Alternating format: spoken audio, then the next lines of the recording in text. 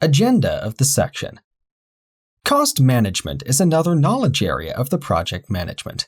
There are several activities in a project. Several project resources work on project activities, and several materials, tools, and equipments are used to complete the project scope. All these require a budget to be allocated.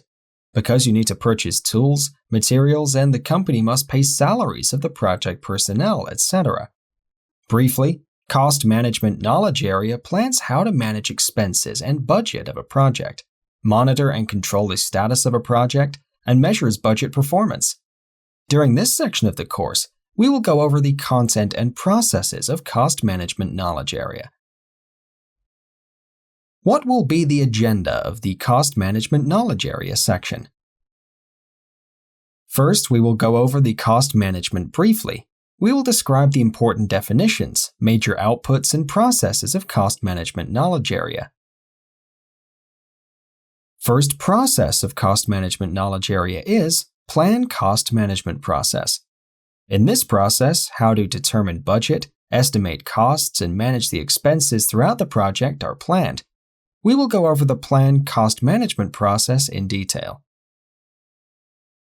Cost management plan is the primary output of the plan cost management process. It describes how to manage the project costs and budget. We will go over the details of cost management plan. Life cycle costing is an important term in project management. Everything that is produced has a lifetime. Do you still use your first cell phone? Most probably no, because in today's world, most of the technological products have at most 2 years of life cycle. We will go over this concept in our further lectures. Value engineering is performing same work with a less costly way. For instance, if you need a bulldozer for your construction project only for 2 months, most probably leasing the bulldozer will be less costly than buying a bulldozer if you won't use it in your future project works. We will go over this concept in detail in our further lectures. Estimate costs process is the second process of cost management knowledge area. We'll go over this process in detail. Cost estimation for each project activity and tools, materials, and equipment are done in this process. And based on these estimations, overall project budget is estimated.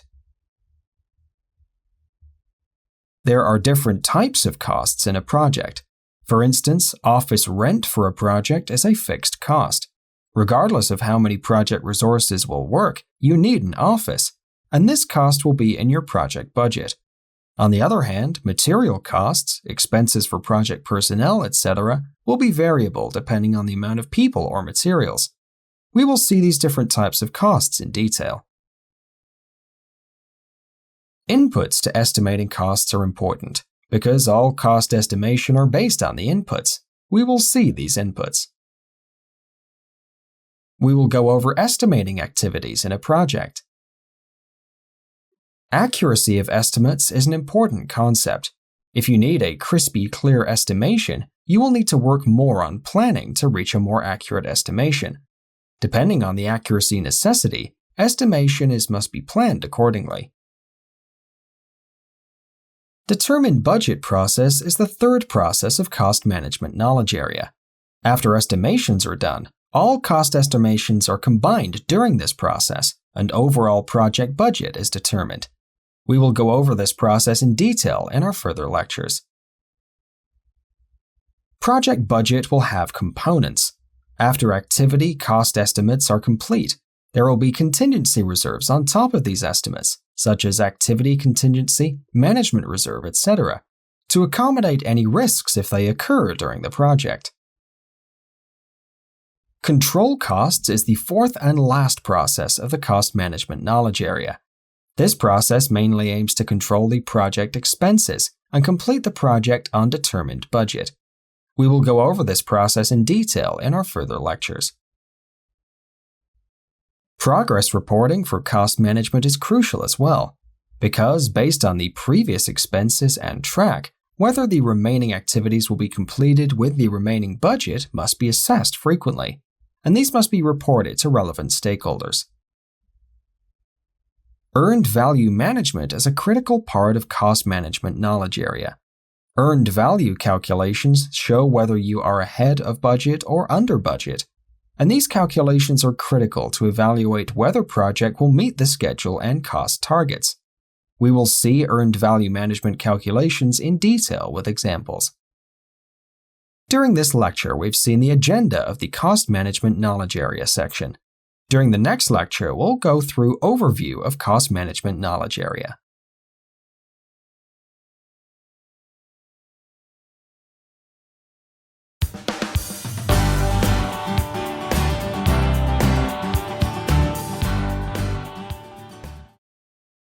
Overview of cost management.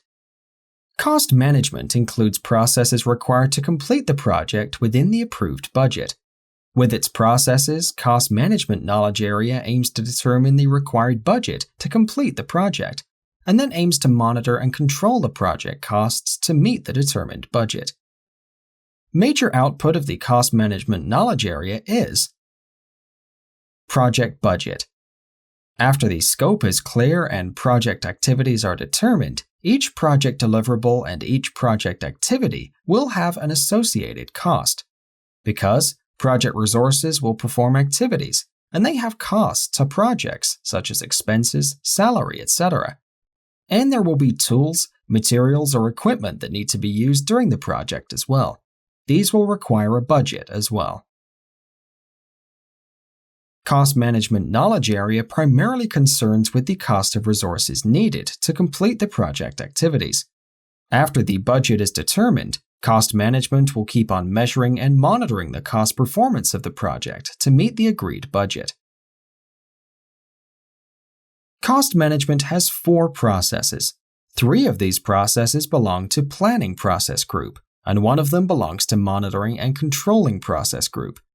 These processes are Plan Cost Management, Estimate Costs, Determine Budget, and Control Costs. We will go over each process in detail during our further lectures. During this lecture, we've gone through an overview of Cost Management Knowledge Area. During the next lecture, we'll go over Plan Cost Management Process.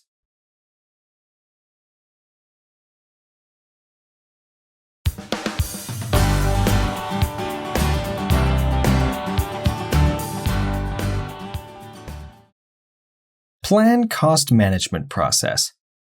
Plan Cost Management Process is the first process of Cost Management Knowledge Area. Plan Cost Management is the process of establishing policies, procedures, and documentation for planning, managing, expending, and controlling project costs. There will be several project resources in a project. Several and different type of materials will be needed. Also, there might be tool and equipment necessity as well. Plan Cost Management Process aims to plan, manage, and control of these expenses in a project. For instance, for a construction project, several civil engineers, construction workers will work. Several materials such as cement, wood, steel, etc. will be used, and tools and equipment like trucks, bulldozers, and hammers, etc. will be needed. Cost management process mainly aims to determine cost of each activity and determine the budget of the project. Then, management and control of the project budget to complete the project on the determined budget respectively. Cost management plan provides guidance and direction on how the project costs will be managed throughout the project. For instance, you'll be able to see how much money you'll need in a certain phase of the project with the help of Plan Cost Management Process. Major output of the Plan Cost Management Process is Cost Management Plan. Cost Management Plan briefly describes how to estimate costs, how to determine budget, and after the budget is determined, how to manage and control costs are outlined in the Cost Management Plan. Cost Management Plan answers 2 main questions. How will I go about planning cost for the project? Cost Management Plan will guide you on how to estimate costs for each activity, each deliverable, and how to construct the overall project budget respectively. And how will I manage the project to the cost baseline? After the budget of the project is determined, cost baseline is taken. Cost baseline shows the initial cost estimate of the project, and if nothing changes in the project or if there won't be any approved change requests, it is expected that the determined project budget will be met. Cost management plan will guide you on when to spend on what throughout the project and ensure you meet the determined project budget. As many management plans, cost management plan is also part of the project management plan, which helps to meet the project goals and objectives as a whole.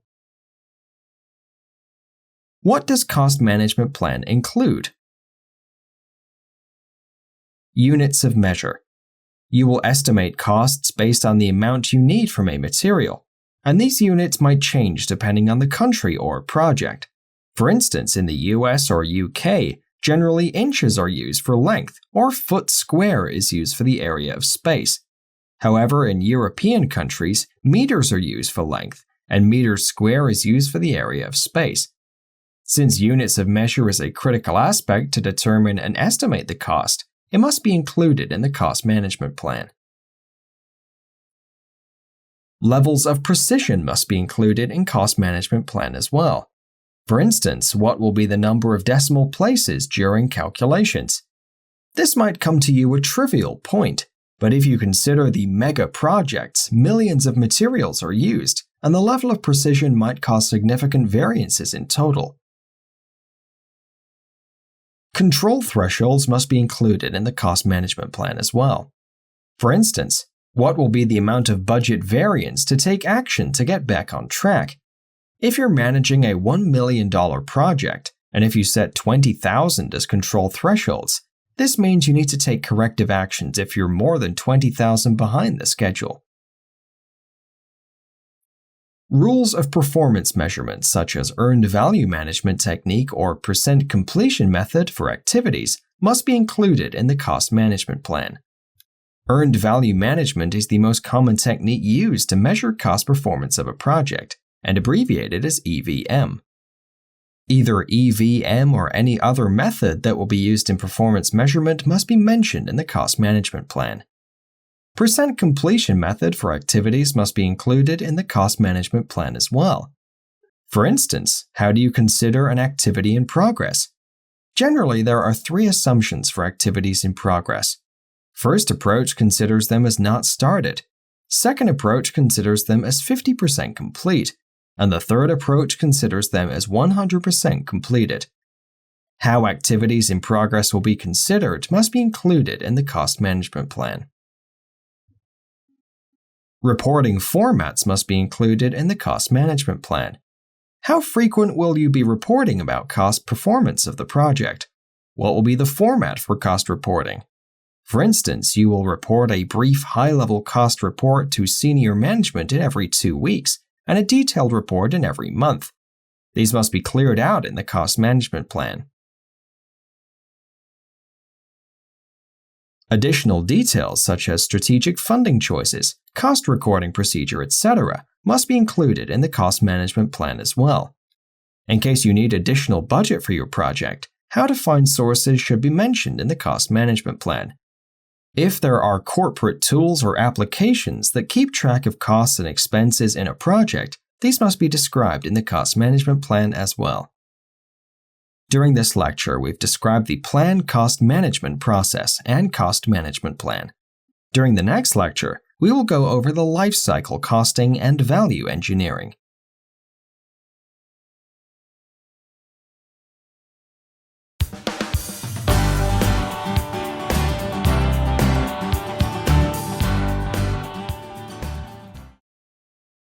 Life cycle costing and value engineering.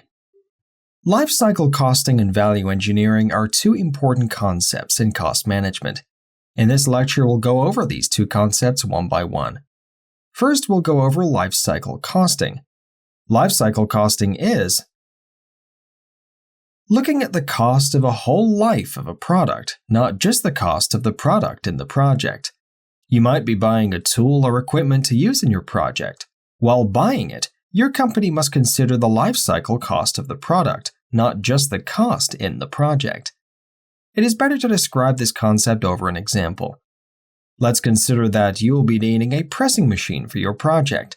However, your company plans to use this machine in future projects after your project is completed. Therefore, your company will buy the pressing machine instead of leasing it. There are two options for pressing machine: low quality and high quality. Low quality pressing machine is $80,000, but it is expected to pay around $40,000 afterwards during maintenance in the next years, so the total lifecycle cost is $120,000 for a low quality pressing machine. A high quality pressing machine is $100,000, and expected maintenance cost for the next years is $10,000. So in total, lifecycle cost of the high-quality pressing machine is $110,000. Now, if you consider only project costs, buying low-quality pressing machine is more feasible. But your company plans to use it in future projects.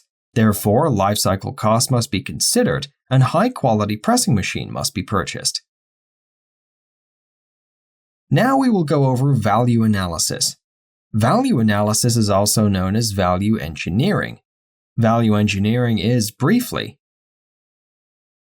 finding a less costly way of doing the same work.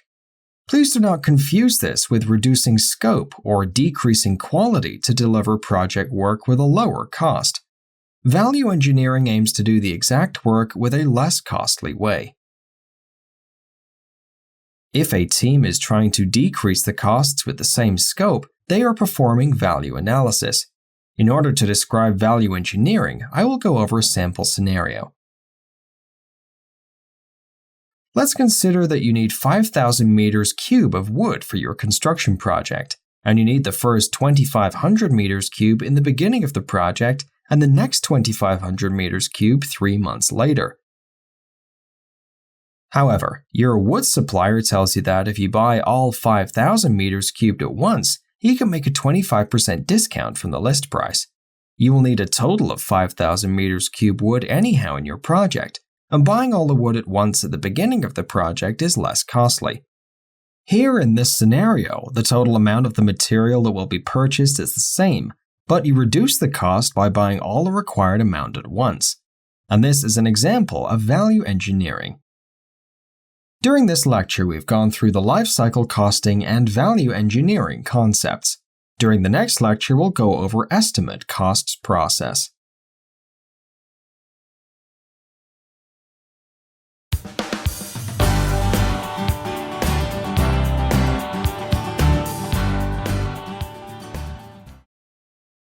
Estimate costs process.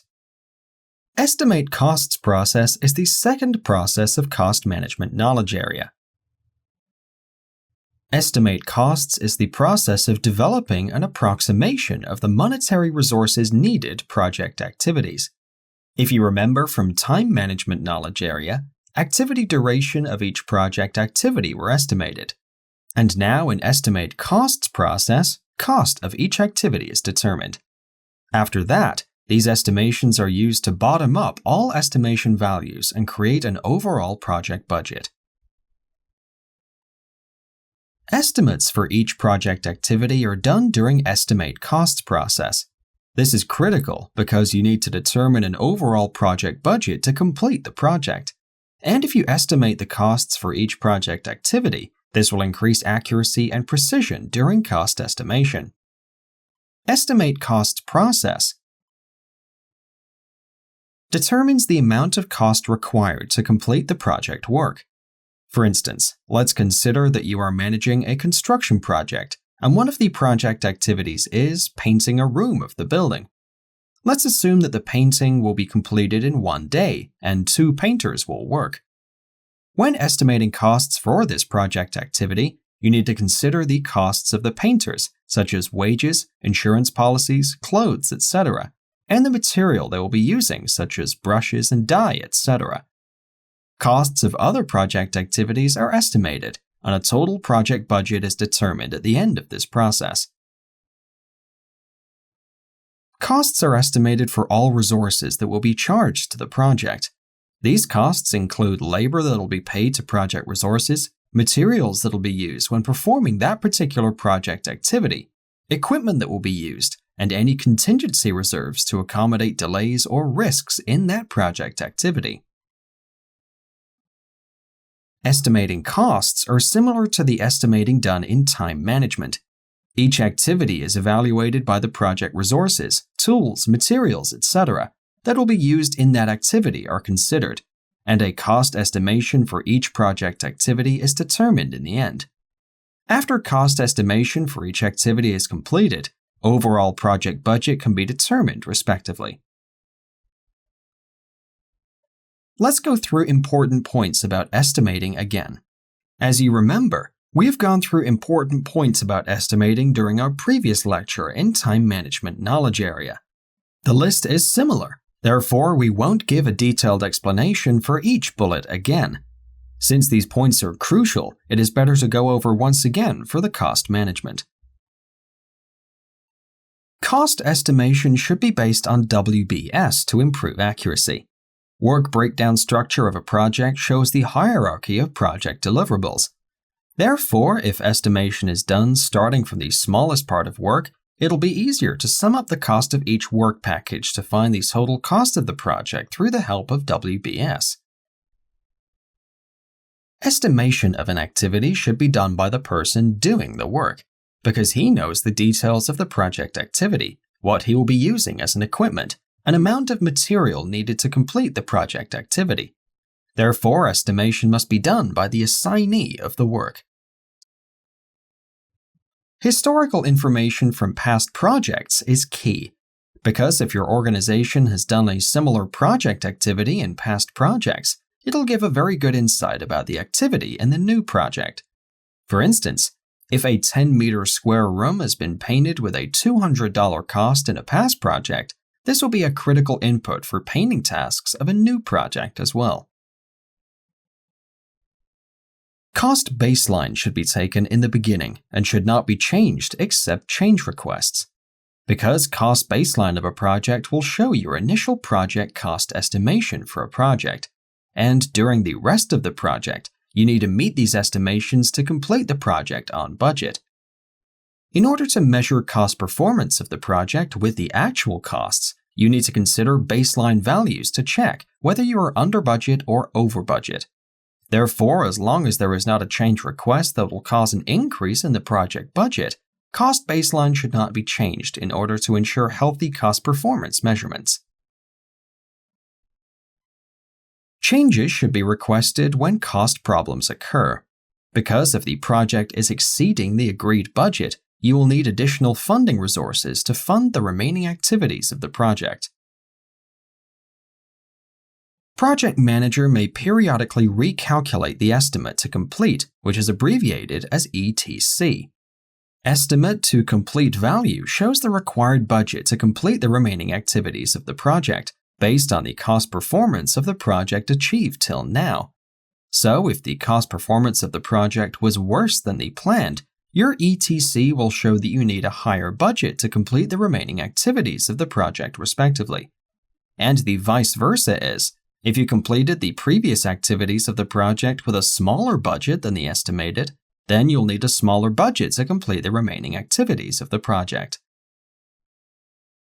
There is a process for creating the most accurate estimate, and this process must be followed for an accurate and attainable project budget. Project manager must meet any agreed upon estimates. So if the project budget has been determined as $1 million, project manager must complete the project with this budget, as long as there is not a new change request that will increase the budget necessity. Estimates can be decreased by reducing risks, because during estimation of each activity, a contingency reserve is planned if there is any risk associated with the activity. If these risks are eliminated or reduced, contingency reserves planned to accommodate the impacts of these risks will be reduced respectively, and this will help in reducing the estimates for the project activities. During estimation, cost of all work needed to complete the project is estimated. These costs include cost of quality efforts. Quality has a cost. You cannot produce a high-quality product with a small budget. Therefore, depending on the quality requirements of the project, your costs will differ. Cost of risk efforts. Negative risks may cause delays and extra costs to the project. For instance, let's consider that you're managing a construction project in an area which has high earthquake risk. In case of an earthquake, your construction will be affected, and you might need to fix hampered part of your construction after an earthquake. Therefore, risks of a project affect the contingency reserves to accommodate risks of the activities, and this affects the total project budget respectively. Cost of project manager's time. Depending on the project complexity, number of resources, and nature of the project manager will spend effort for the project, and this will bring a cost for the project as well. Cost of project management activities. Project management activities include planning, estimation, project meetings, etc. And these activities will need a certain amount of time in the project. Therefore, these activities will have a cost respectively. Costs directly associated with the project. Training, paper, pencils, etc. Depending on the project and industry, you will need materials to complete the project. For a construction project, you will need trucks, cement, steel, wood, etc. For a software project, you'll need development environment, testing equipment, PCs, etc. And these materials will bring a cost to the project as well. Cost of office expenses. In order to bring a project resources into a same place, you need to reserve a room in the company or rent an office outside. In either case, reserving a room as a project working space will be a project cost. Profit when applicable.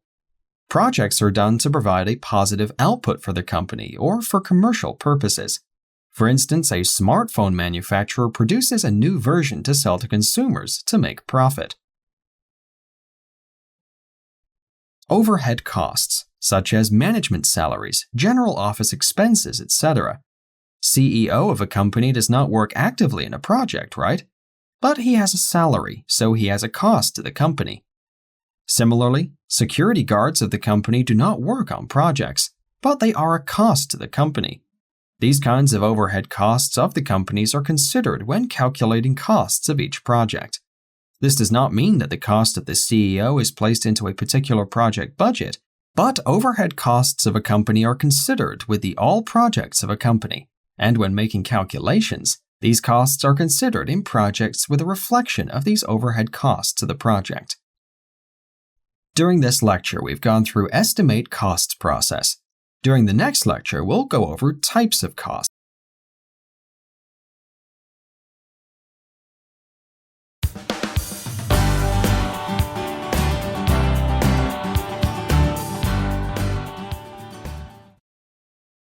Types of costs. There are 4 main types of costs in a project. We will go over each type of cost one by one during this lecture. The first type of cost is variable cost. Variable costs change with the amount of production or work. For instance, wages of the employees, cost of materials that will be used in the project are variable costs. Total wages you will be paying for the personnel will increase with the number of project resources, respectively. Similarly, the more material you use in a project, the more you will spend for the materials. The second type of cost is fixed costs. These costs do not change as production changes. For instance, setup cost of an equipment or rental cost of an office. In your project, you will need an office to gather your project team members in the same place. It doesn't matter whether there will be 5 team members or 10 team members, rental cost of the office is the same. The third type of cost is direct costs. Direct costs of the project are directly attributable to the work on a project. For instance, wages of the project resources, materials that will be used in the project are direct costs, because these will be input to the project in order to produce project deliverables. The fourth and the last type of cost is indirect costs.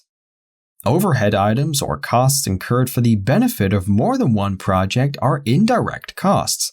For instance, CEO of the company does not actively contribute to the projects of a company.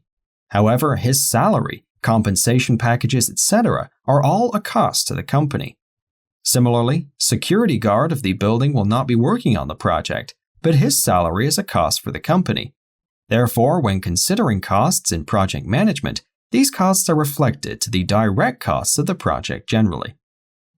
This concept is more about finance, but generally speaking, corporate companies calculate the costs of company and reflects these costs per revenue-generating resource. For instance, cost of a software developer in a project will include the overhead costs of the company as well. During this lecture, we've gone through different types of costs in projects. During the next lecture, we'll be going over inputs to estimating costs.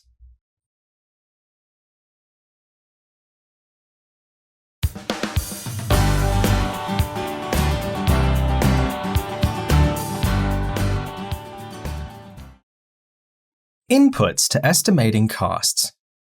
During cost estimation, you will need several inputs in order to determine the overall project budget of the project. Scope baseline is one of the inputs. Scope of a project shows what will be delivered throughout the project. Therefore, it is directly related with the amount of work that will be delivered and affects the costs. Project schedule is an important input to the estimating costs because timing of something you buy affects its costs.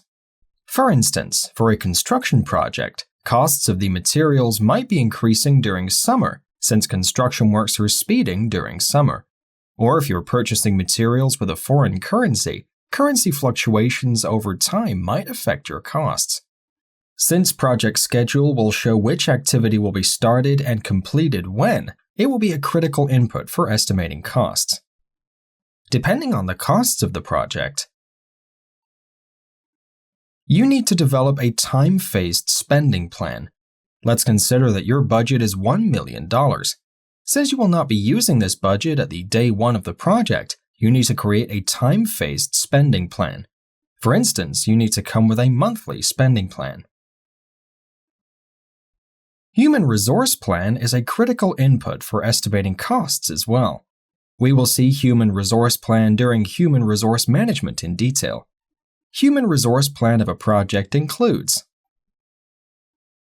rewards, labor rates, qualifications, and quantity of resources. For instance, each project resource that will work throughout the project will be in the human resource plan, and their costs and qualifications will be listed in the human resource plan as well. Therefore, these costs will be determining project budget. Risk register is another input for estimating costs. We will go through risk register during risk management knowledge area. Risk register of a project includes risks of the project, their probability of occurrence, impact of risks when it occurred, and risk response strategies to overcome the impacts of risks when they occurred. Since risk register will include detailed information about risks, budget that needs to be allocated to overcome the impacts of risks are also included in the risk register of the project. Therefore, risks are input and output for estimate costs process. Apart from the impact of risks, there will be risk control costs. For instance, you will need periodic risk reviews, reevaluation, and monitoring risks throughout the project, and all these will bring cost to the project. Policies on estimating templates, processes, procedures, lessons learned, and historical information are also input to estimating costs. For instance, if there is a specific procedure or process to provide estimates for the project in a company, these must be considered during estimating costs. Company culture and existing systems about estimation must be used during estimating as well. For instance, if there is a specific tool or application that is used during estimation of project activities, these must be used during cost estimation. Some corporate companies have tools or applications that calculate the materials or resource costs based on provided inputs. These must be used as inputs during projects. Project management costs will be an aspect of the project budget as well. Project manager will spend time for creating and sending status reports, change analysis, managing project team, etc. And all these mean a cost for the project as well. During this lecture, we've gone through inputs to estimating costs. During the next lecture, we'll go over estimating.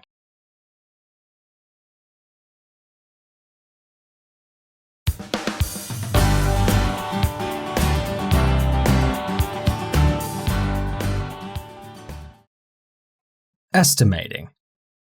What are the tools and techniques used in cost estimation? Tools and techniques used in estimate activity durations process can be used in estimate costs process as well. We will list the tools and techniques used in activity duration estimates here, but since we have gone through these techniques in detail during previous lectures, we won't go through these tools and techniques in detail. One-point estimate technique is one of the techniques used in cost estimation as well. Project activity details and information are provided to the assignee of the project, and the assignee provides a one-point estimate for the work. For instance, for the installation of a database in a software project, the resource that will perform the activity can tell that the cost of the activity will be $2,000. Similarly, other project activity costs will be estimated, and overall project budget will be determined in the end. Analogous estimating technique is used to compare a similar activity that was performed in a previous project. For instance, if a similar development task cost $1,500 in a previous project, this value can be considered when providing estimation for the similar activity in the new project. Parametric estimating technique calculates projected costs for an activity based on historical records from previous projects or other info. It is actually a mathematical approach to find the cost estimation of a project activity. Parameters that might affect the duration of a project activity are determined, and based on these parameters, project activity durations are estimated. For instance, for a construction project, you might get a parameter like construction of a 1 meter square area costs $2,000, and based on this parameter, overall construction project cost can be determined with the total space of the construction project. Three-point estimate was using three estimates for an activity: pessimistic, most likely, and optimistic estimates. Based on these estimates, an estimation of the activity is determined by taking an average of these three estimations. Weight of each estimate can depend on the approach that will be used in the three-point estimate technique. Triangular approach takes the average of three estimates, and beta distribution gives more weight to the most likely estimate in calculation. We will go through a new technique for cost estimating in this lecture. It is bottom-up estimating. In bottom-up estimating technique, detailed estimation is done for each activity or work package. Because project will be completed with the completion of these smaller pieces of work, estimating the cost of a smaller piece will ease the estimation process and improve accuracy as well. After each activity or work package cost is estimated, estimates are rolled up to control accounts. Several pieces of work and work packages constitute a control account, if you remember from our work breakdown structure lectures. Therefore, costs of each activity or work package will be summed up to find the total cost of a control account. The third and the last step in bottom-up estimating is costs of control accounts are rolled up to the overall project estimate. Because several control accounts in a WBS hierarchy will construct the overall project scope. When cost of control accounts are rolled up, total project cost will be found. Note that bottom-up estimating requires an accurate WBS, because the cost of each piece in the WBS is estimated first, and then these costs are rolled up to the higher level in the WBS to find the costs of a work package, control account, and the overall project respectively. This requires an accurate WBS for sure. During this lecture, we've gone through estimating. During the next lecture, we'll go through contributors to creation of estimates.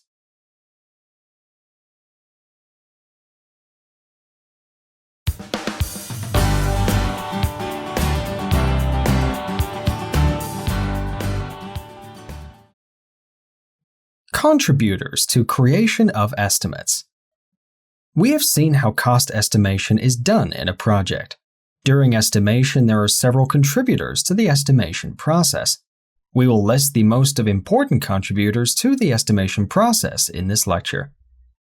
The first contributor is project management software. Depending on the industry, organization, and dynamics of the project, several project management software applications can be used during cost estimations. For instance, Microsoft Project is the most popular project management software used by the project managers around the world. PPM product of the HP is used in corporate organizations for project, program, and portfolio management. These software applications keep track of costs, ease calculation of overall project costs, and speed up calculations.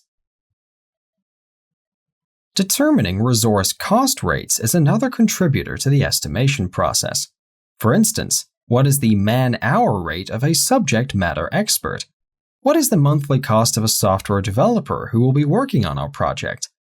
These are important factors that will affect your cost calculations, because depending on the amount of work they will provide to the project, respective cost will be accrued to the project. Reserve analysis is another contributor to the estimation process. Reserves are planned to accommodate unanticipated costs and risks in a project. If there are risks for an activity in the project, depending on the probability and impact of the project, reserves must be planned accordingly.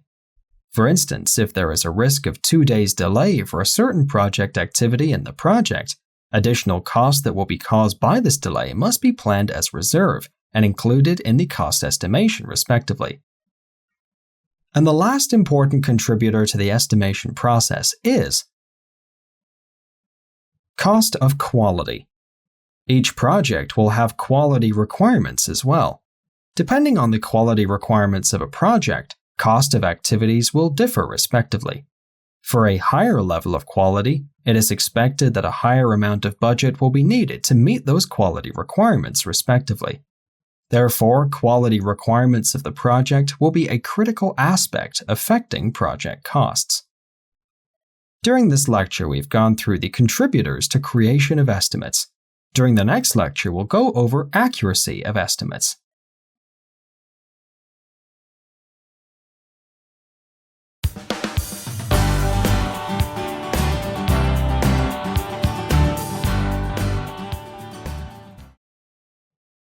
Accuracy of estimates.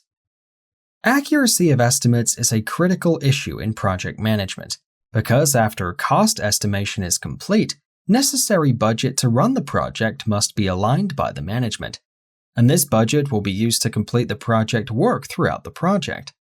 If actual costs of the activities exceed the planned budget, you, as a project manager, might need to find additional source of funds to complete the remaining activities of the project.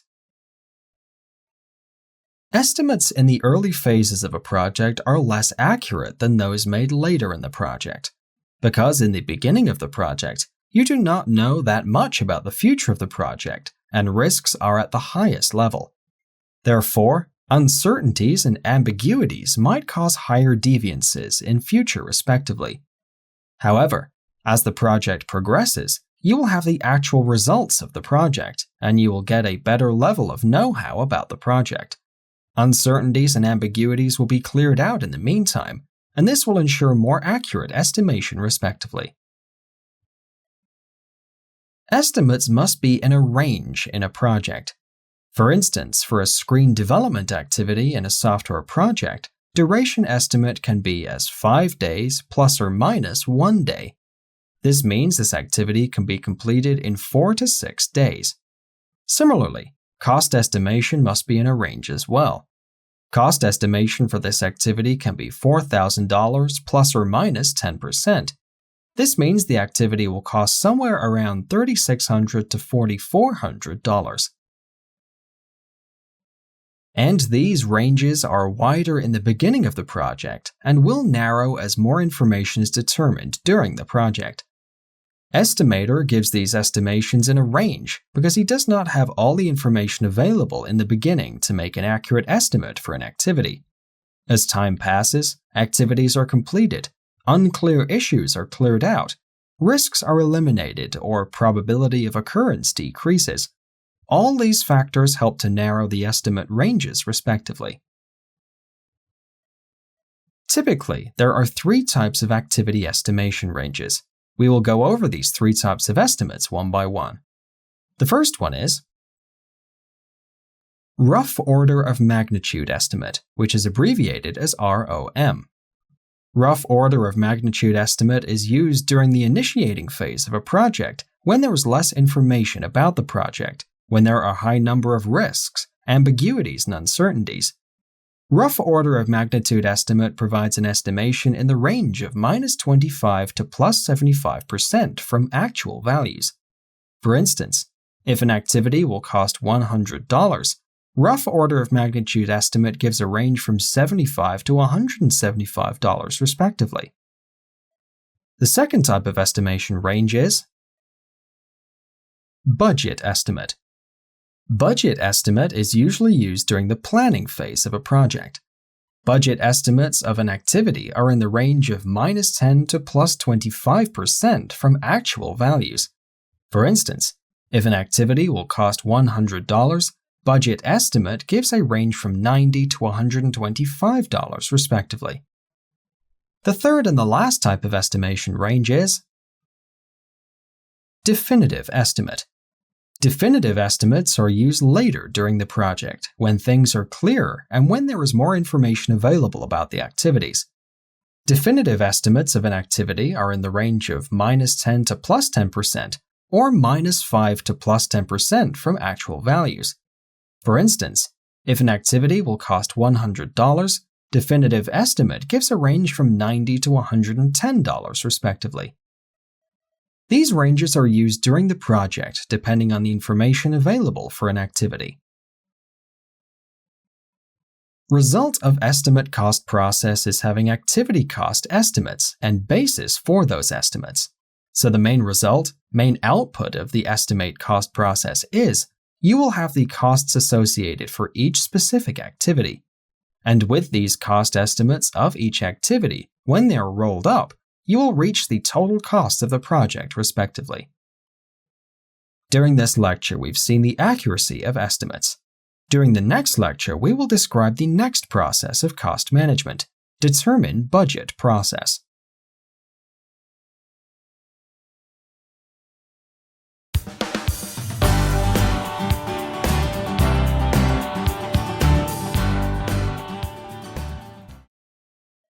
Determine budget process. The third process of the cost management knowledge area is determine budget process.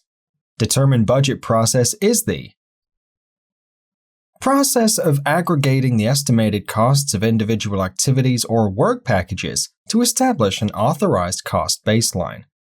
During estimate costs process, cost estimations of project activities and work packages are determined. With these estimates, overall project cost is found by rolling up the costs of project activities and work packages to control accounts, and this is done during determine budget process. Once the cost of activities and overall project cost is determined, a baseline is taken. Therefore, determine budget process determines the cost baseline. Cost baseline of a project shows the planned cost of each activity and work package in a project. Cost baseline is an important input during monitoring and controlling, because actual costs of the project will be compared against planned costs to measure the cost performance of the project. Project budget refers to the total cost of the project. You might be hearing project budget and project cost frequently. These actually refer to the same thing, and represents the total amount of money that needs to be spent on project activities to complete and deliver the agreed project scope. In other words, budget defines how much money the company should have available to complete the project. Based on the determined project budgets, organizations or companies align required amount of money to fund projects. Project estimate cannot be completed without risk management activities and inclusion of reserves, because when providing cost estimate of an activity, risks associated with the activity are considered, and money that will be spent to overcome the impacts of risk when it occurred are planned in the project budget respectively. These costs planned to overcome the risks are called reserves. There are two types of reserves. The first one is contingency reserves. Contingency reserves are used to address the cost impacts of remaining risks. For instance, let's consider that you're managing a construction project. Cost of the construction of the main frame of the building is $1 million. However, due to bad weather conditions, workers might not progress as planned, and this can cause an additional $100,000 to this activity. In this example, $100,000 is the contingency risk for the bad weather conditions risk. The second type of reserves is management reserves. Management reserves address the cost of any unforeseen risks. Although you followed the project management processes properly and listed the possible risks that might affect the project, there might be unforeseen risks during the project. For instance, a regulatory impact, a strike in the company, natural disaster, etc. For these kind of unforeseen risks or changes, management team of the company plans an additional budget on top of the project cost. For instance, if the project budget is $10 million for a construction project, management team of the company might plan a 5% management reserve for this project. This means they reserve additional $500,000 budget for any unforeseen risks that might occur in the project.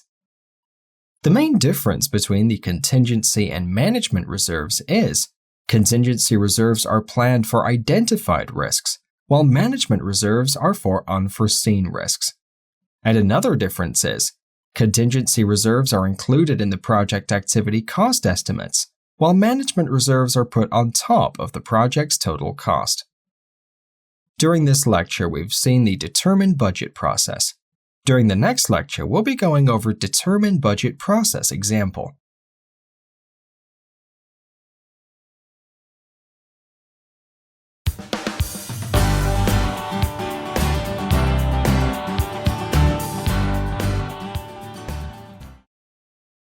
Determine budget process example. We've seen the determine budget process in our previous lecture. During this lecture, we'll go through an example.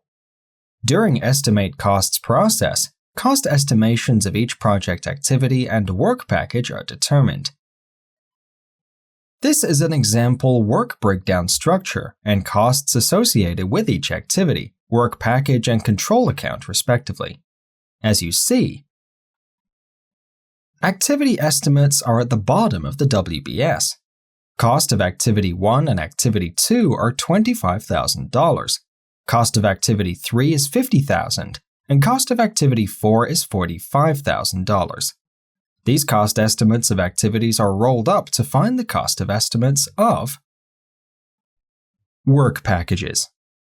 As you see, work package number 1 consists of Activity 1, Activity 2, and Activity 3.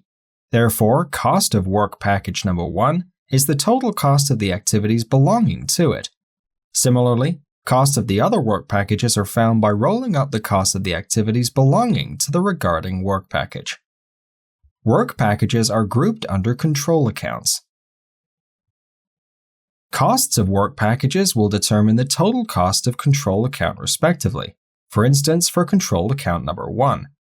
There are 3 work packages under this control account, and total cost of these work packages is $850,000, which is the total cost of control account number 1. Overall project estimate is found by aggregating the costs of control accounts in a project respectively. In this example, total project estimate is $1,250,000. However, this cost does not include the cost reserved for risks. Therefore, contingency reserves must be added on top of project estimates to find the total cost baseline. In this example, contingency reserves for the identified risks in the project is $105,000. And when this is added on top of the project estimates, cost baseline is found at $1,355,000. Cost baseline is under the management of project team, and this is the planned amount of money that will be spent to complete the agreed project scope. However, there can be unforeseen risks in the project. Management reserves are planned by the organization or company management on top of the cost baseline. These reserves are used in case of any unplanned or unforeseen risks occur. For this example, management reserves are $68,000 for unforeseen risks. This amount is added on top of cost baseline. An overall cost budget is found at $1,423,000. This means in order to execute and complete this project successfully, the company or organization must spare $1,423,000 funds for this project. During this lecture, we've gone through a determine budget process example. During the next lecture, we'll go over cost baseline and budget components.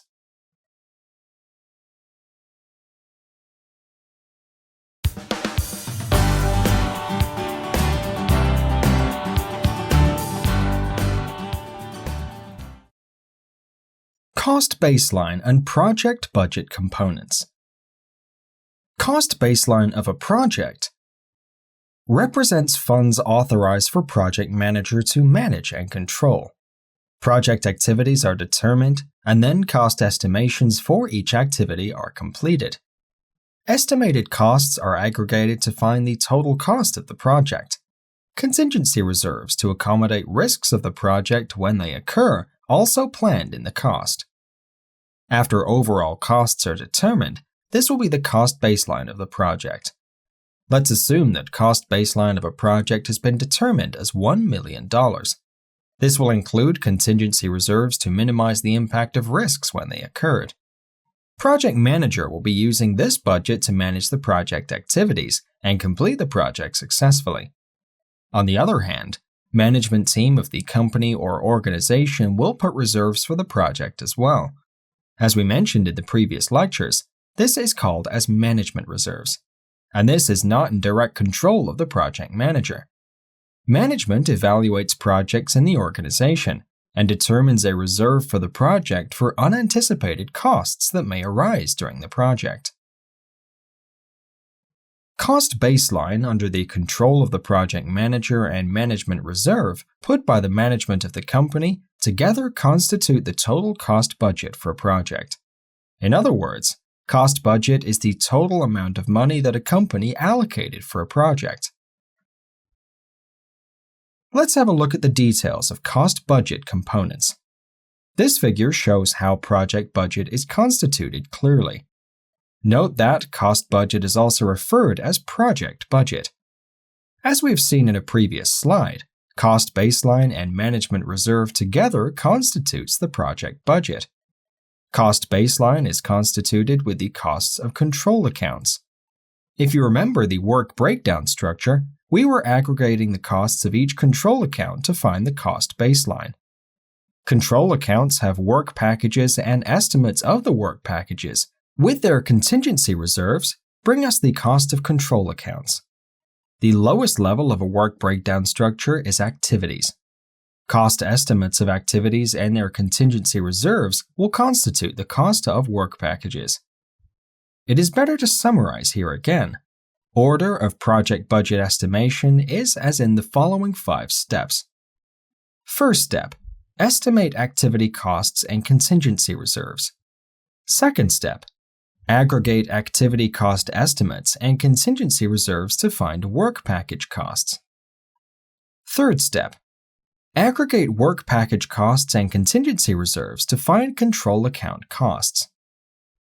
Fourth step, aggregate control account costs to find cost baseline, and this will be the total amount of money that will be managed by the project manager to complete the project activities.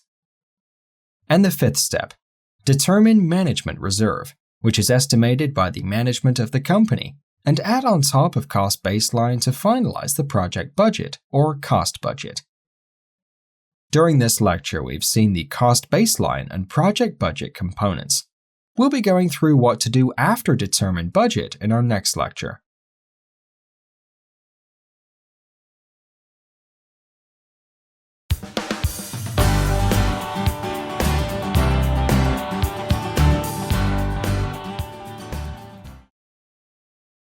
What to do after determined budget. Project team members completed their activity estimations, and then costs of activities, work packages, and control accounts have been aggregated. Project budget is now determined. What's next? After cost baseline and cost budget are determined, estimators will make sanity check for their estimates, because during cost estimations, each activity is assessed and evaluated by project team members. Once the overall project budget is determined, this needs to be rechecked by the estimators. Because the total cost of work packages or control accounts in the work breakdown structure might give different insights to the estimators to revise their estimations. Then, cash flows are defined to make sure that funding will be available when you need in your project. For instance, consider that you determined the project budget as $1 million. However, the company or organization you work for will not give this total amount of money you'll be spending at day one of your project. Therefore, a spending plan must exist, and cash flow in and out of the project must be present. For instance, you should be able to state that $40,000 will be spent in the first month, $100,000 will be spent in the second month, and $50,000 will be received from sales at the end of the second month, etc. This kind of cash flow will help your company's or organization's finance team to be prepared to provide necessary funds to your project. Check constraints about the cost in project charter. If you remember from our previous lectures, constraints of a project were listed in project charter. For instance, if the sponsor can spare only $1 million for this project, this is a budget constraint and needs to be checked after you determine the budget of your project. This figure shows the cost baseline, expenditures, and funding requirements in a project. Let's go through this figure to understand how project costs will be changing throughout the project. As you see, the cost baseline is the middle curve in this figure, and expenditures are the dotted line lying under the cost baseline. So this figure shows that expenditures are below the planned cost baseline until a time during the project. At some level later in the project, it exceeds the cost baseline. And if you look to the funding requirements, we see a staircase model, and this shows that funding will be provided for the project step by step.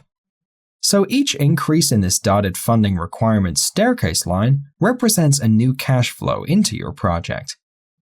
The top of the figure shows the management reserve. Right end of the figure shows that expenditures will exceed the budget at completion value, which is actually the initially determined project budget. Therefore, the management reserve will be used in this project. During this lecture, we've gone through what needs to be done after determined budget process. During the next lecture, we'll be going over control costs process.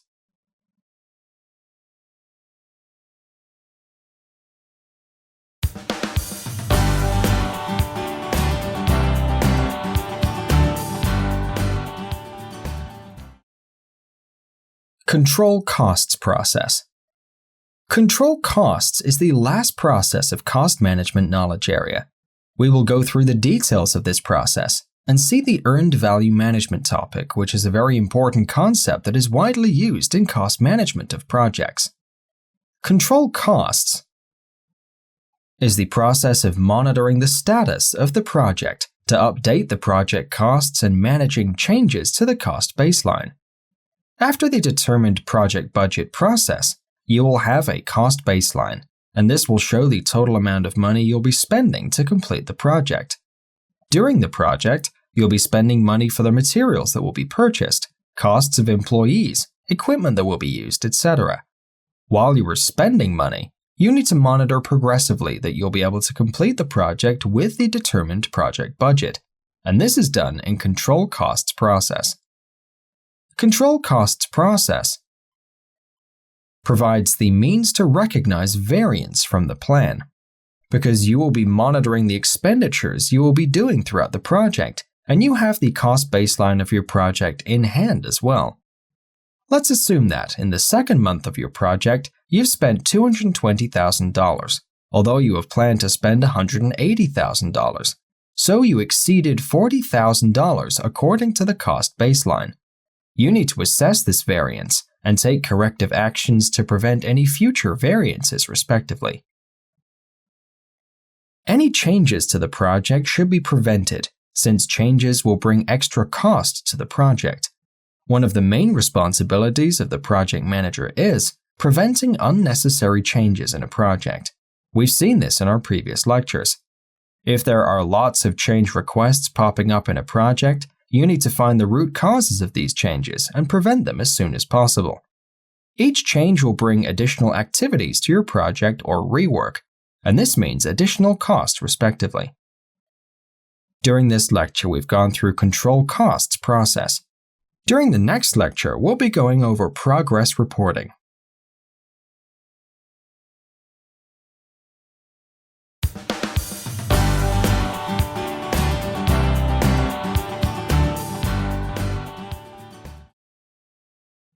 Progress reporting.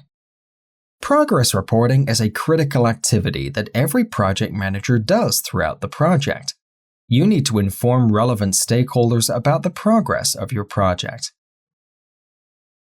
Project progress is used to check whether the project is on track. And when you check your project progress, if there are things going wrong, for example, if your project is behind schedule or over budget, you have to take corrective action in order to get back on track in your project. If the schedule is behind or over budget, you need to take corrective actions to get back on track, and this needs to be reported to the project stakeholders appropriately.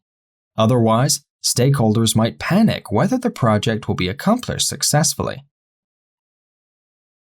There are tools and techniques used for checking project progress in projects, and earned value management is one of the most common techniques used for progress tracking. We'll be going over the details of the terms used in earned value management in our following lectures. We will go through sample scenarios and calculating the cost performance of the projects as well. The fundamental point of progress reporting in a project is determining how much % of a task is completed. How much % of the work is accomplished is determined by asking the % complete to the performer of the activity in projects.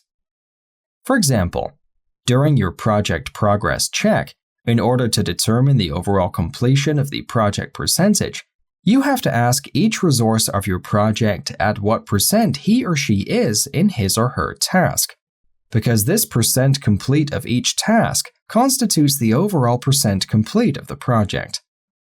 And this is generally done by asking to each resource of a project at what % he or she is in his specific task or specific time. Tracking or task tracking tools may be used to collect this info from project resources. Let's assume that you are the project manager of a software project, and a software developer is working on a task which was estimated as 10 days. In the 5th day, if you go and ask him at what % he is on his task, and if he says that I'm at 40%, then you should consider that this activity is a little behind the schedule, since he might have completed the 50% since it's in the middle of the estimated duration. Or, if he says I'm at 60% of the task on the 5th day, then you might say that, okay, he's a little bit ahead than the planned. These kind of progress checks are generally done by asking the % complete of each activity to the performer of the activity in projects. This method may be easier to manage in smaller project teams. You can check with each project team member about the status of his tasks. However, let's assume that there are hundreds of project team members in a project. It'll be insane to check the % completion of each task with the project team members, and it will be unhealthy though. If % complete cannot be guessed by performers, following approaches can be applied. There are 3 approaches for % completion rates of activities in a project. The first one is the 50-50 rule. In this approach, an activity is considered 50% complete when it begins and 50% credit for when it's finished. So in this approach, when an activity is started, by default, it's marked as 50% complete, and when it's finished, it's marked as 100% complete.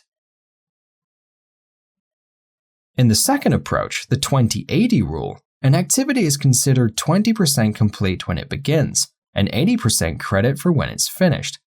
So if you're using this approach, when an activity is started, you mark it as 20% complete, and once it's finished, you mark it as 100% complete. And the last approach is 0-100 rule. In this approach, an activity is considered 100% complete when it finishes. So in this approach, you do not mark any percent complete for an activity when it's started, so it is still 0%.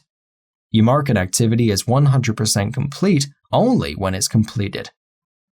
Note that these approaches are easier to apply and collect in projects. However, task durations must be shorter respectively. Otherwise, consider a task duration of 20 days.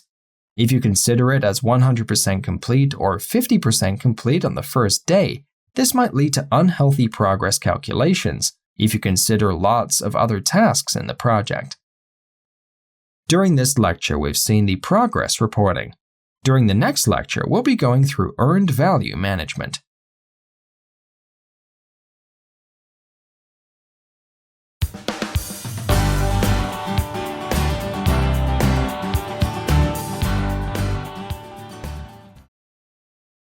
Earned value management. Earned value management, abbreviated as EVM, is a very important concept to measure the performance of a project. It is widely used in many industries. Earned value management is very important for project management world as well. Earned value management is used to measure project performance against scope, schedule, and cost baselines. Scope, cost, and schedule are critical aspects of a project. Therefore, earned value management plays a vital role in measuring performance of projects. Earned value management is constituted around three fundamental terms. These are planned value, abbreviated as PV, earned value, abbreviated as EV, and actual cost, abbreviated as AC. Now let's see these three terms in detail one by one. Planned value is the estimated value for the work planned. Let's assume that during estimation, an activity has been estimated as 10 days of work effort and $10,000 cost. These are actually planned values for this activity. Planned value for the schedule is 10 days, and planned value for the cost is $10,000. Earned value is the estimated value of the work actually accomplished. Let's consider the previous activity. 10 days of work and $10,000 of cost were planned values. During project execution, these planned values will not be as planned. For instance, this activity might be completed in 9 days and with a cost of $11,000. In this case, although you completed the work in 9 days, its earned value is 10 days from schedule perspective.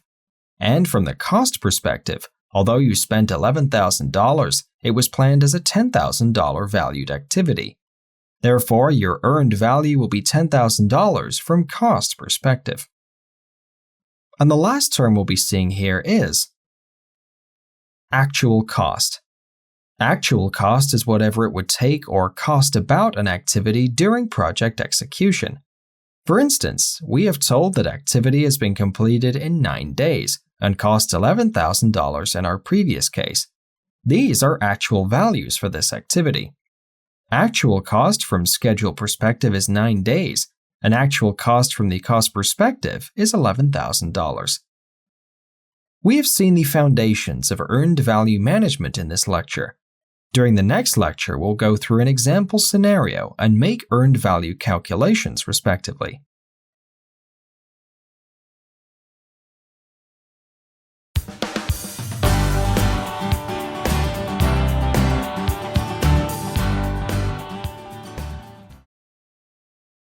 Earned value management exercise. Let's go through an earned value management exercise to understand this concept better. Here is our example scenario. You started a house renovation project. You plan to spend $100,000 in total for the project and to finish the project in 100 days. Today is the 20th day after starting to the project. Based on your plans, you should have spent $20,000 and completed 20% of the total work in the 20th day of your project. But you spent $17,000 and completed 18% of the total work. What are the planned value, earned value, and actual cost for this scenario? Let's see them one by one. Now, let's look at the planned value of this example scenario. You should have spent $20,000 and completed 20% of the total work in the 20th day of your project. This was your initial plan. Therefore, your planned value is 20 days from schedule perspective, which is formed by 20% multiplied by 100 days or time-related calculations. And your planned value is $20,000 for cost-related calculations, because you have planned that you should have spent $100,000. Therefore, your planned value is $20,000 from cost perspective for this scenario. What is the earned value for this scenario? You spent $17,000 and completed 18% of the total work, so earned value is 18 days from schedule perspective, because you have completed 18% of the overall 100 days of total project work, and it gives us an earned value of 18 days for time-related calculations. Earned value is $18,000 for cost-related calculations, because similarly, 18% of the total work has been completed, and since our total work was at $100,000 cost, 18% of it makes $18,000 as earned value. And now we will look to the actual cost of the project. Today is the 20th day after starting to the project, but you spent $17,000. So the actual cost is 20 days from schedule perspective, because we're at the 20th day of the project, and actual cost is $17,000 for cost-related calculations, because we've actually spent $17,000 in this project. During this lecture, we've gone through an example of earned value management scenario. During the next lecture, we'll go through variances in earned value management concept.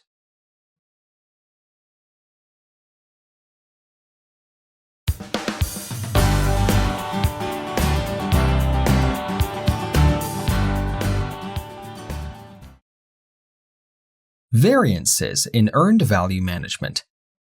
Variants in project management are critical indicators to find out whether a project is on budget and on track in terms of schedule. Schedule and cost performance of the project is measured, and variances are determined accordingly. Based on the extent of variances, appropriate actions must be taken to get back on track if the project is behind schedule.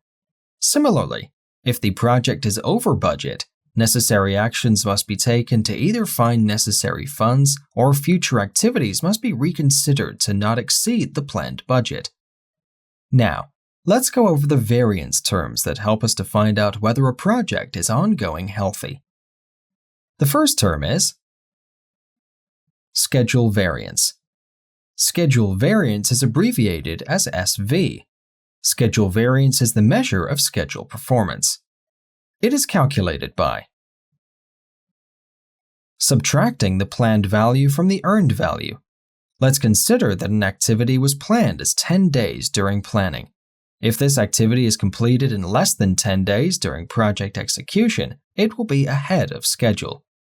If it is completed in more than 10 days during project execution, since it will take more than the planned time, it will be behind schedule, because earned value of this activity will be 10 days.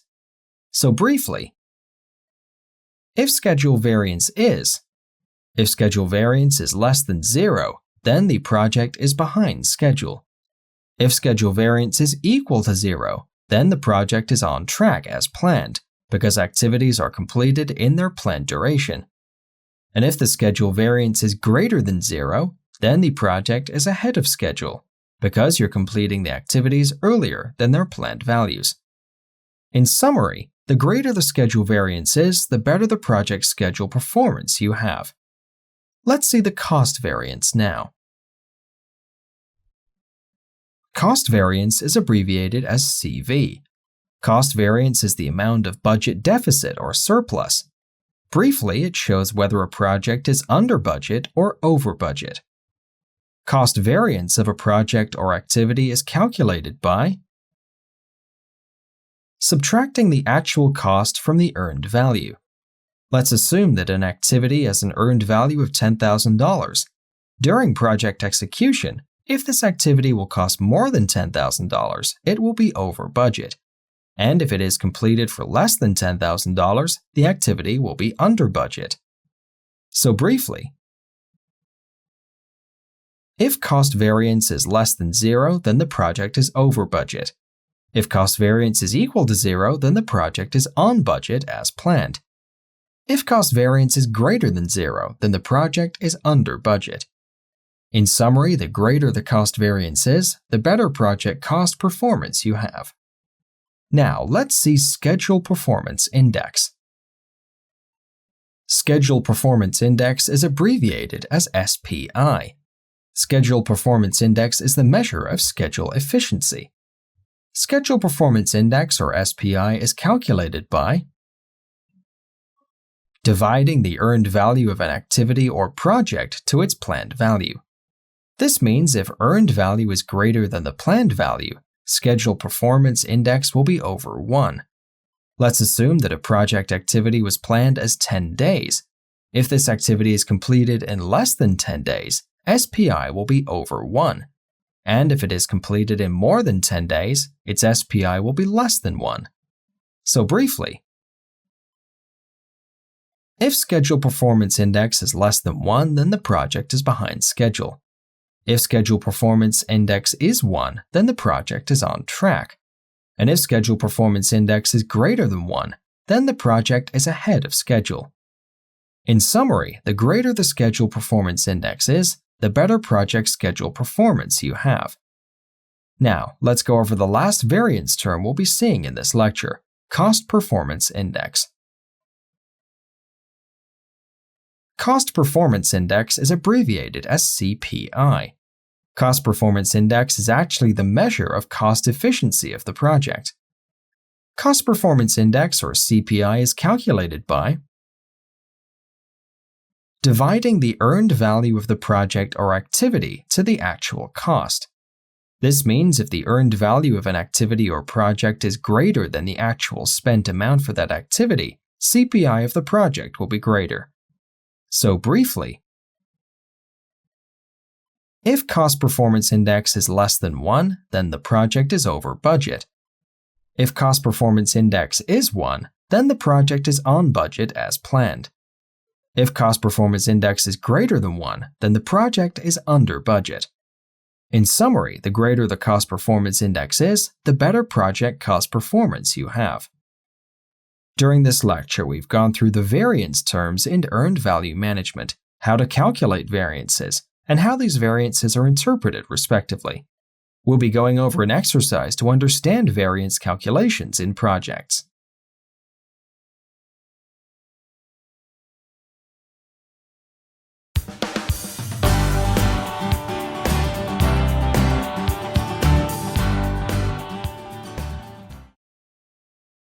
Variances in earned value management. Exercise.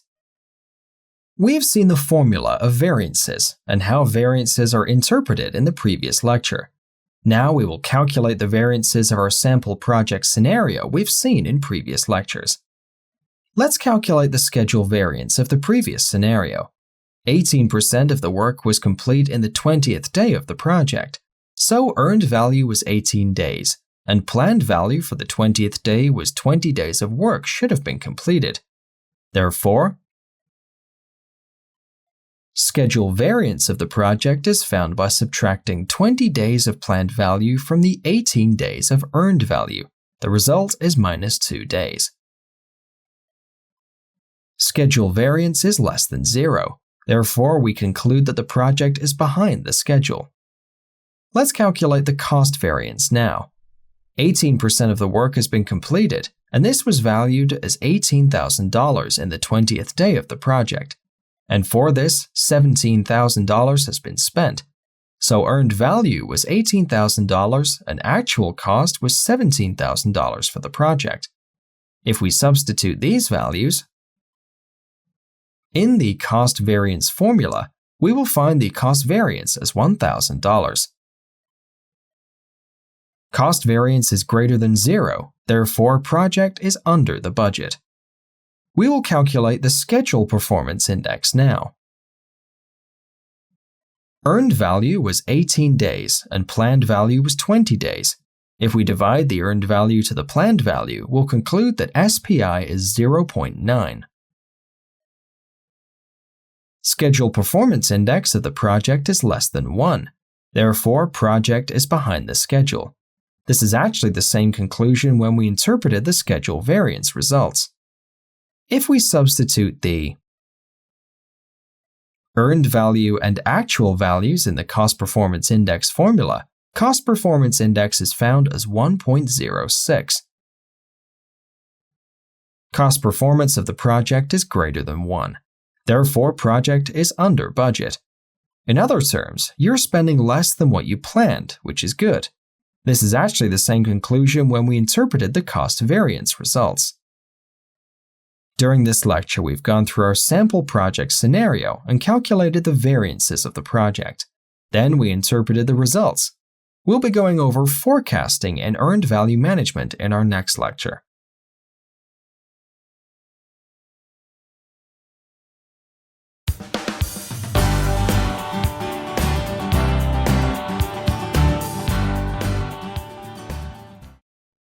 Forecasting in earned value management. One of the critical aspects of project management is forecasting. You need to check always whether the remaining funds will be sufficient to complete the remaining activities in the project. If there is a huge variance, then you need to take corrective actions to fix the variance. Otherwise, you will be short of funds in future, and this will cause the project failure.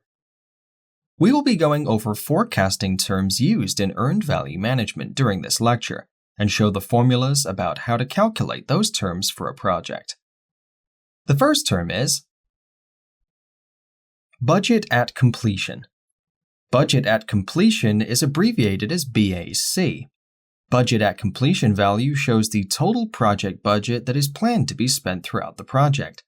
We've seen in our previous lectures how to determine the project budget. Budget at completion is actually the output of that process. Estimate at completion is abbreviated as EAC.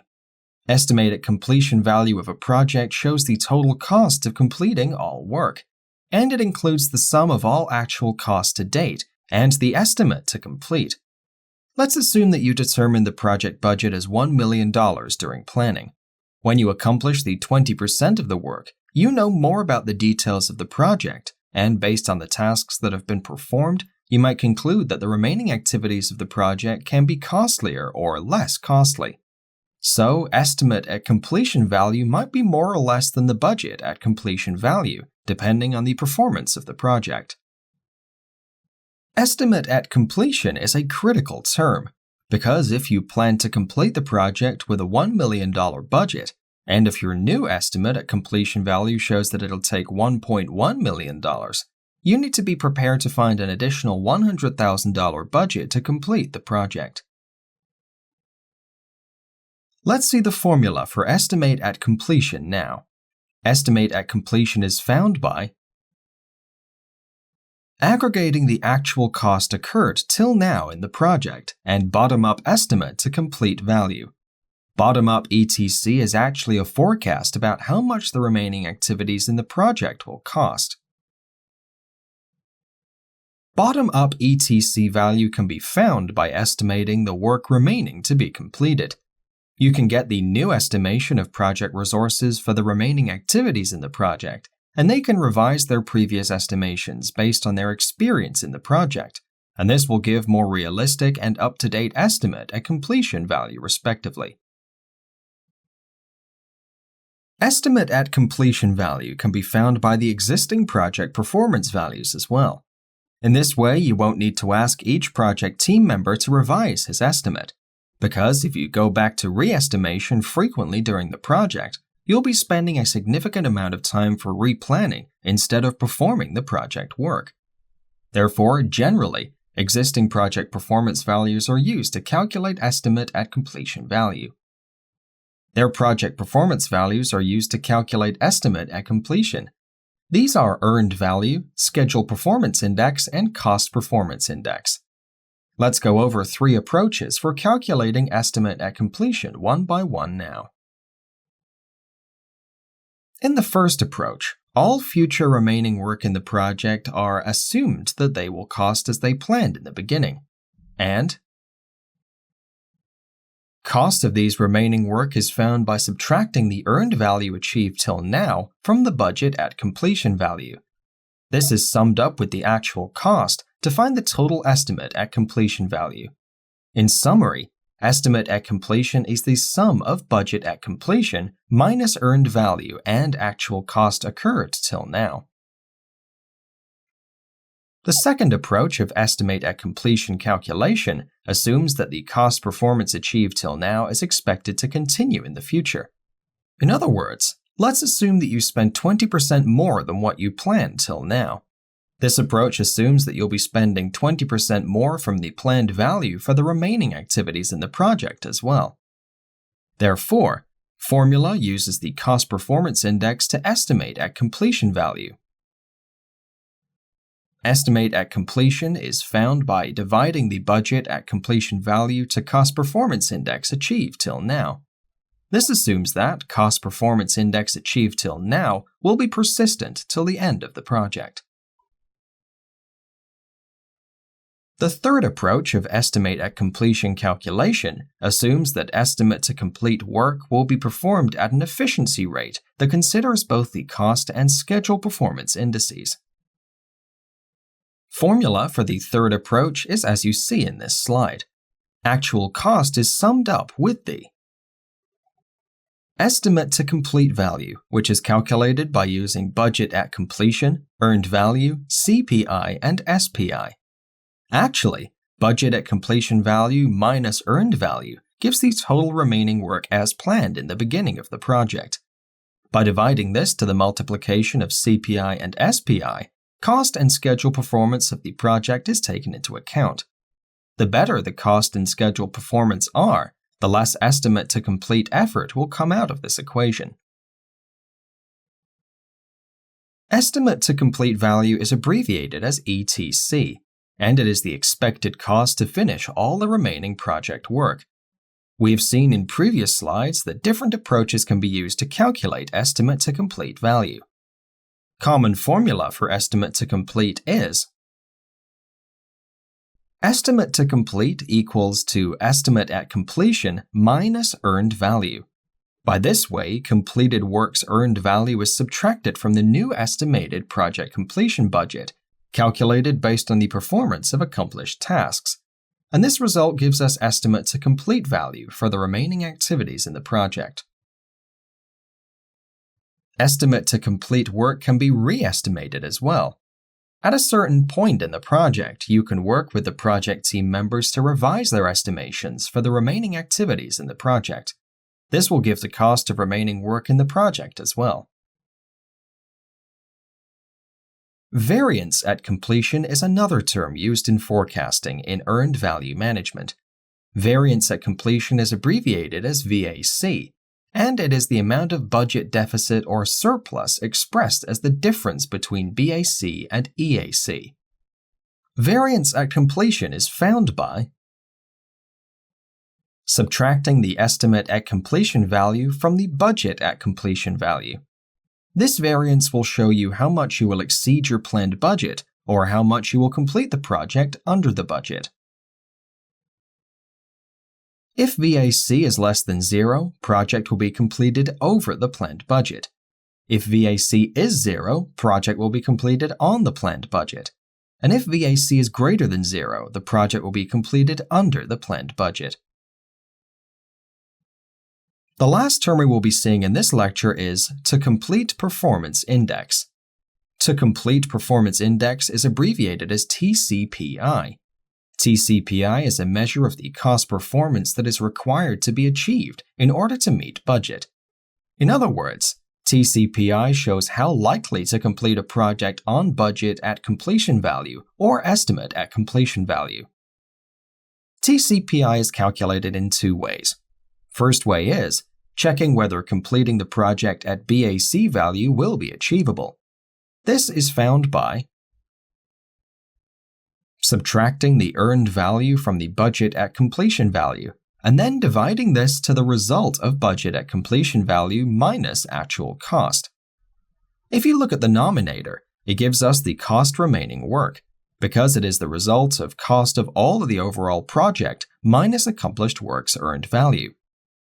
If you look at the denominator, it gives us the remaining budget after your expenditures, because it is the result of project budget minus actual cost.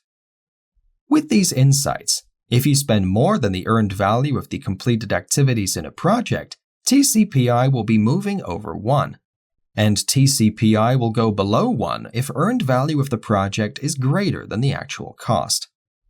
Note that this formula can be applied when budget at completion is still valid. However, things might change during the project, and achieving budget at completion value might not be possible.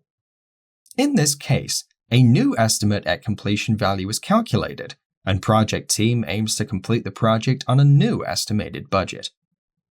TCPI formula slightly changes when BAC value is no longer viable in a project. Instead of budget at completion value in the denominator, estimate at completion value is placed. The interpretation is similar in both of the TCPI calculations. If TCPI is less than 1, then it is easier to complete the project in BAC or EAC value. If TCPI equals to 1, you will complete the project on planned BAC or EAC. And if TCPI is greater than 1, then it's harder to complete the project in BAC or EAC value. During this lecture, we've gone through forecasting in earned value management. During the next lecture, we'll be going over an example to understand forecasting in earned value management better.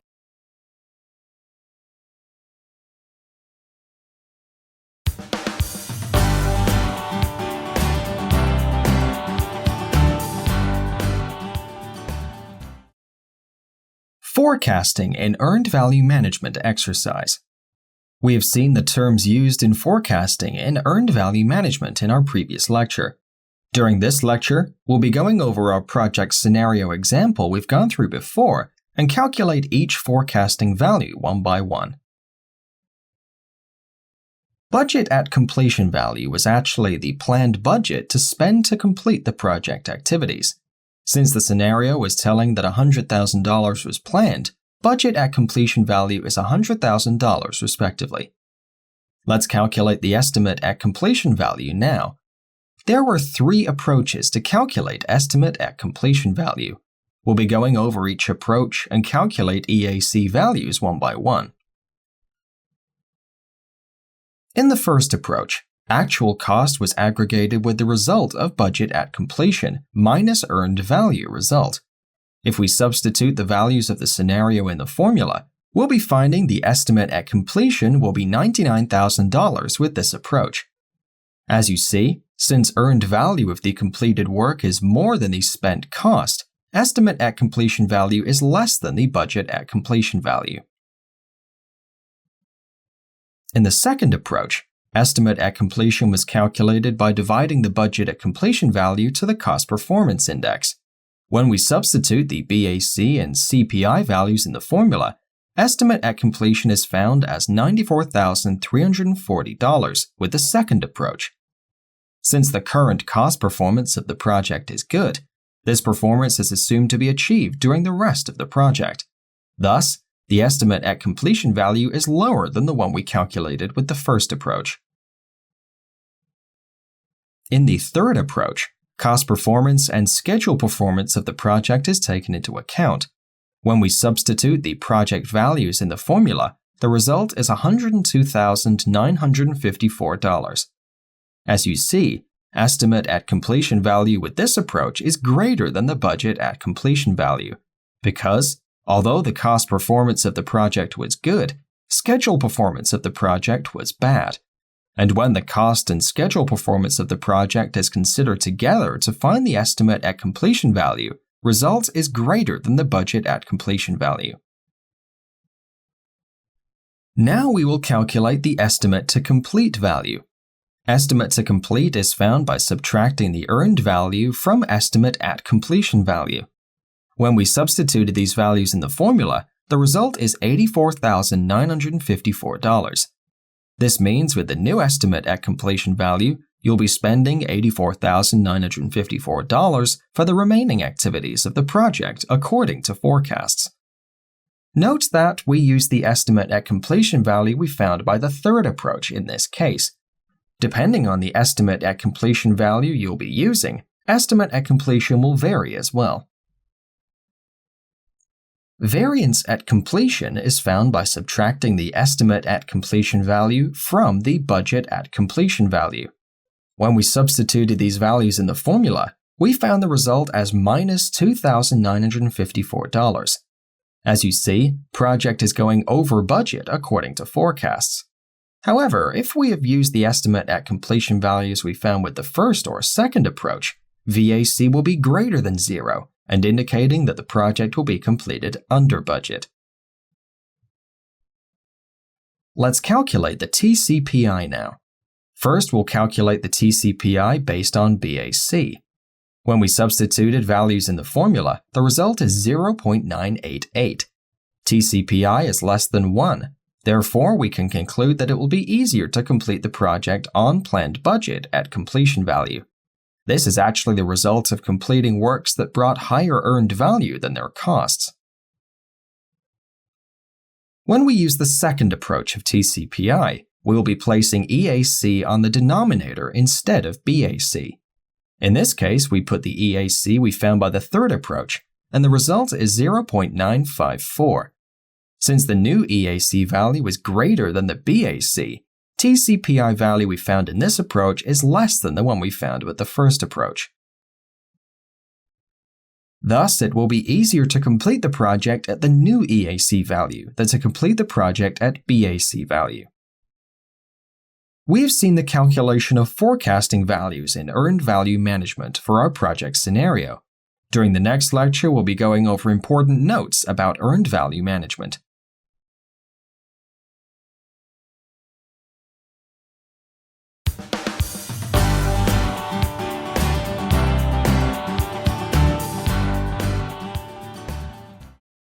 Important notes about EVM.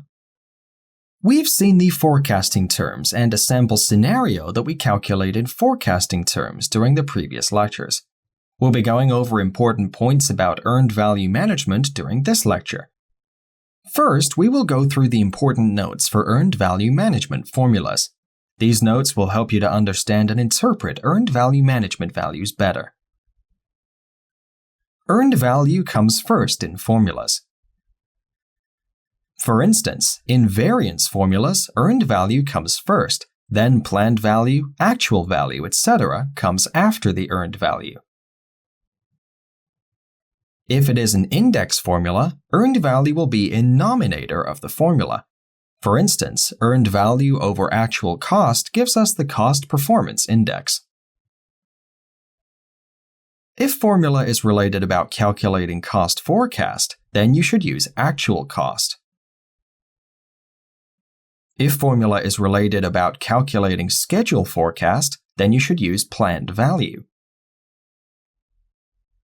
If you are interpreting a variance formula result, negative variance is an indication of bad performance, and positive variance is an indication of good performance. If you are interpreting an index formula result, if it is greater than 1, it is an indication of good performance. This is valid except TCPI. For TCPI, results less than 1 are indication of good performance. If you are interpreting an index formula result, if it is less than 1, it is an indication of bad performance. For instance, CPI less than 1 means project is over budget, and SPI less than 1 means project is behind schedule. This is valid except TCPI. For TCPI, results greater than 1 are an indication of bad performance, and shows that it will be less likely to complete the project on budget at completion or estimate at completion value. Now, let's see the earned value data for a project over budget and behind schedule on this graph. As you see on the graph, planned value line shows the planned project expenditures over time. Vertical line shows the current time. Earned value line is below the planned value line, so this project is spending more than what it brings as earned value. And respectively, actual cost line is above the planned value. In summary, for the moment, the project is over budget and spending more than what is planned. And based on forecasts, estimate to completion line drives to a higher value than budget at completion, so estimate at completion will be greater than the budget at completion. Most probably, management reserve put for this project will be spent for this project to accommodate the exceeding planned budget amount. Earned value is an effective tool for measuring performance and determining the needs to request changes. For instance, you might be behind schedule or over budget compared to the initial plans. And in this case, you need to take corrective actions to get back on track on the project. Otherwise, your project will miss the deadlines, and you'll be spending more than the planned budget. This will cause project failures. Control costs process comes into play at this stage. Based on the results of control costs process, if there is a negative variance in the project, corrective and preventive actions must be taken to get back on schedule and on budget. For instance, if the project is behind schedule, fast-tracking or crashing can be evaluated to shorten the duration of remaining activities in the project. If the project is over budget, cost of remaining activities can be reconsidered whether any saving would be possible. Or additional sources of funds must be found to feed the project financially. During this lecture, we've gone through important notes about earned value management. During the next lecture, we'll be going over questions and answers session.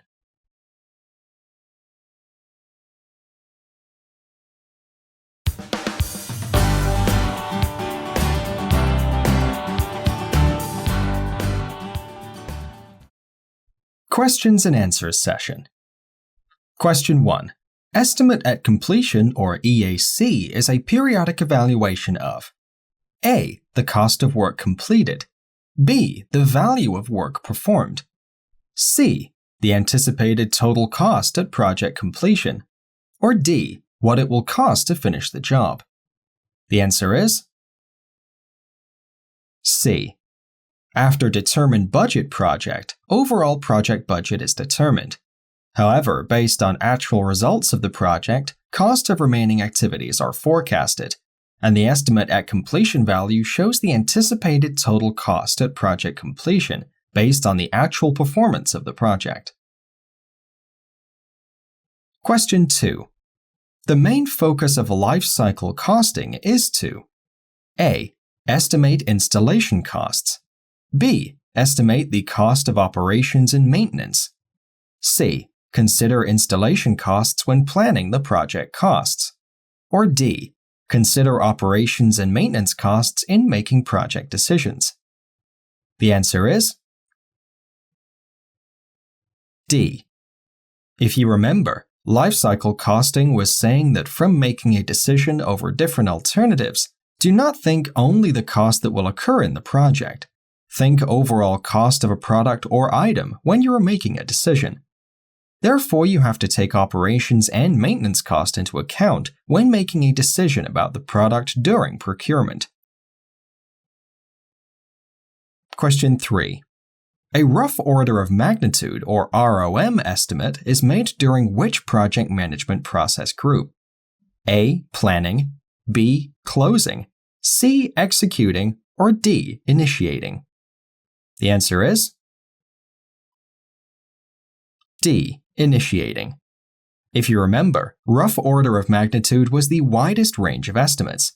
Since we have the least information about the project in initiation process group, rough order of magnitude is used at this stage. Budget estimate was the second range of estimates, and it was done in planning. And the last one, definitive estimate, was the narrowest range of estimates, and it was done later in the project once things become clearer. Question 4. A Schedule Performance Index, or SPI, of 0.75 means A. Project is over budget. B. Project is ahead of schedule. C. Project is progressing at 75% of the rate originally planned. Or D. Project is progressing at 25% of the rate originally planned. The answer is C. Project is progressing at 75% of the rate originally planned. A is irrelevant because SPI is a Schedule Performance Index. We cannot derive any conclusion about budget performance of the project with this index. B is not correct because SPI is less than 1, and therefore the project is behind schedule. And D says that you've completed 25% of the work that you have originally planned, so it's not correct. The correct answer here is C, because an SPI of 0.75 means you've completed 75% of your work that you've originally planned. Question 5. A cost baseline is an output of which cost management process? A. Estimate activity resources. B. Estimate costs. C. Determine budget. Or D. Control costs. The answer is C. Determine budget process. Remember that cost estimations for each work package for each activity were done in estimate costs process, and these estimations were being aggregated in determine budget process in order to find the overall estimate for the project. Therefore, cost baseline is output of the determine budget process. Question 6. Your cost forecast shows that you'll exceed your planned budget at the end of your project. Which action should you take? A. Eliminate risks in estimates and re-estimate. B. Meet with the sponsor for extra funding. C. Cut quality. Or D. Decrease scope. The answer is A. Eliminate risks in estimates and re-estimate. First, you have to check whether there are any upcoming risks in your project. Because a risk you identified at the earlier phases of the project might have been eliminated, or the impact of the risk might have been reduced. For example, if there are reserves that you planned in the planning phase of your project in order to accommodate a risk when it occurs later in your project, and if probability of that risk has been eliminated, you won't need that reserve anymore, and you can use that funding in the project. Therefore, A is the first and best choice here. The three other options are the last choices that we have to think about in such a scenario. Question 7. Early in the life of your project, you're having a discussion with the sponsor about what estimating technique should be used. You want a form of expert judgment, but the sponsor argues for analogous estimating. It would be best to A. Agree to analogous estimating, as it is a form of expert judgment. B. Suggest life cycle costing. C. Determine why the sponsor wants such an accurate estimate. Or D. Try to convince the sponsor to allow expert judgment because it is typically more accurate. Here, the correct answer is A. Agree to analogous estimating, as it is a form of expert judgment. Since analogous estimating is a type of expert judgment, you can accept it. This is a tricky question. Question 8. A manufacturing project has an SPI of 0.89 and a CPI of 0.91. Generally, what is the best explanation for the reason of this situation? A. The scope was changed. B. A supplier went out of business and a new one needed to be found. C. Additional equipment needed to be purchased. Or D. A critical path activity took longer and needed more labor hours to complete. The answer is D. Because SPI is lower than 1 and CPI is lower than 1, so you are behind schedule and over budget. And the most probable reason for this is a critical path activity that took longer, which resulted to get behind at the schedule and needed more labor hours to complete. So you had to spend extra money, which resulted to go over budget in your project. Question 9. You provide a project cost estimate for the project to the project sponsor. He is unhappy with the estimate because he thinks the price should be lower. He asks you to cut 10% off the project estimate. What should you do? A. Start the project in order to not lose time and look for cost savings during the project. B. Meet with the estimators to cut 10% from their estimates. C. Inform the sponsor about which activities can be cut. And D. Add additional resources to project with low hourly rates. Here the answer is C. Inform the sponsor about which activities can be cut. Because you've built your scope baseline, you have built your schedule baseline, you've built your cost baseline, and during all these processes you've done estimations and planning, etc. If a sponsor asks you to cut the project estimates, this can only be done by reducing some activities or scope from the project. Therefore, C is the best choice here. Question 10. A project manager needs to analyze the project costs to find ways to decrease costs. It would be best if the project manager looks at A. Variable costs and fixed costs. B. Fixed costs and indirect costs. C. Direct costs and variable costs. Or D. Indirect costs and direct costs. Which one is the best choice? Here the answer is C. Direct costs and variable costs. If you remember, direct costs were the cost initiated directly with your project, so you can control them or you can decrease costs by taking actions on the direct costs. Variable costs were changing proportionally with the quantity of the resources you use, for example, materials or labor hours. Therefore, you can decrease direct and variable costs in your project. Fixed costs cannot be decreased. For example, even if you have 1 project resource or 5 project resources, you will need an office and the cost of office will be fixed. Fixed costs are typically cannot be decreased in projects. Indirect costs are not directly related with the project. For instance, taxes or management salary, etc. And these are not generally under the control of the project managers. Therefore, you cannot affect indirect costs and fixed costs in your project. Now, we have concluded the cost management knowledge area.